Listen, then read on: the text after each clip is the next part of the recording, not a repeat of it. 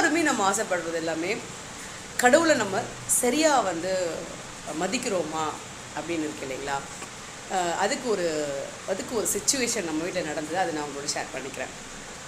என் பையன் வந்து கால் நகத்தை கடிப்பான். கை நகத்தை கடிக்கிறவங்க பார்த்துருப்பீங்க. அவர் வந்து கால் நகத்தை கடிப்பார். அவங்க வந்து என் மச்சினை வீட்டுக்கு போயிட்டு வந்தாங்க லீவுக்கு. ஒரு வாரம் கால் நகத்தை கடிக்கிறதுக்கு அவனுக்கு வாய்ப்பு கிடைக்கல. வீட்டுக்கு வந்ததும் அம்மா பாருங்கள் நான் கால் நகத்தை கடிக்காமல் வச்சுருக்கேன் அப்படின்னு சொல்லிட்டு காலை எடுத்து என் மேலே வச்சு காமிச்சார். இந்த பாருங்கள் என் தொடமையில் வச்சு காமிச்சார்.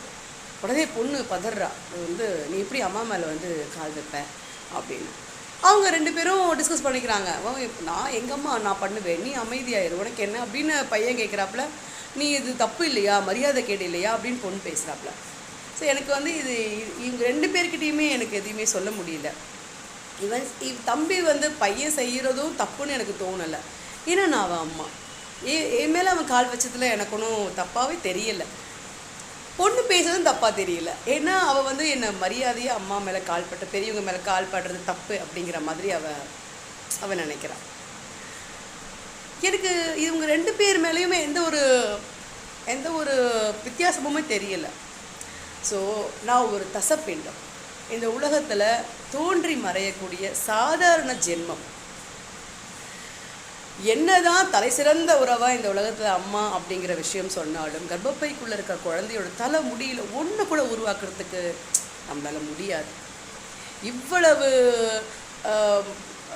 இவ்வளவு சாதாரணமான எனக்கே இந்த குழந்தை காலை என் மேலே வச்சதில் தப்பாவோ கோவமோ வரல. இந்த பொண்ணு மரியாதையாக என்னை பார்க்கறதுனால அவளை நான் பெருசாக பார்த்துருவேனா அப்படின்னா அப்படின்னு கிடையாது. ஸோ இப்படித்தான் இறைவனும் நமக்கு. நம்ம வந்து அவரை வந்து மாலை போடுறோம், தங்க வேல் வாங்கி வைக்கிறோம், அதனால் நம்ம பெரியவங்க. நம்ம அவரை மதிக்கவே இல்லை, அடா ஆண்டவா அப்படின்னு டா போட்டு பேசினாலும் இறைவனை பொறுத்த வரைக்கும் நமக்கு எல்லாமே ஒன்று தான். அவர் அன்புக்கும் வருவார், மரியாதைக்கும் வருவார்.